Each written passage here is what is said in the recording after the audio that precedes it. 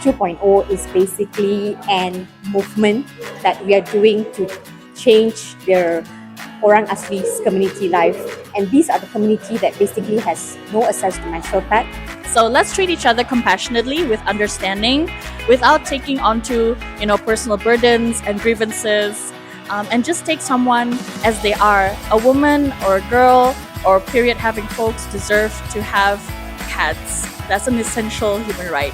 So if we can all agree on that, it'll be a better world for sure. It was so amazing. It was so good.